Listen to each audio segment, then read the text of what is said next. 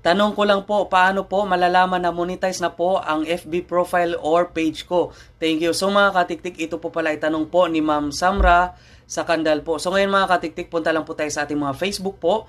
Pagkatapos po, i-click nyo lang po yung sa taas po dyan. Ayan po. Ayan. So i-click lang po natin. Pagkatapos, i-click po natin itong professional dashboard po natin dyan. Pagkatapos po, scroll up lang po natin. Okay, scroll up. Dito naman po sa tools natin, i-click po natin itong monetization po. So dito po mga katiktik, makikita nyo po dyan yung your tools. Ayan. So kapag monetize ka sa star, so dito po makikita nyo po dyan na monetize na po talaga kayo. Kapag dito naman sa gilid po, kapag may makikita po kayo dyan na for setup po, i-set up nyo po agad mga katiktik. And dito naman po sa not yet eligible po, ibig sabihin po, hindi pa kayo eligible po mga katiktik or hindi pa po kayo na-invite po ni Facebook po. Okay? So I hope nakatulong po ito and pakishare naman po ito sa ating mga kapwa content creator po at kung hindi ka pa po napag-follow sa akin, pa-follow na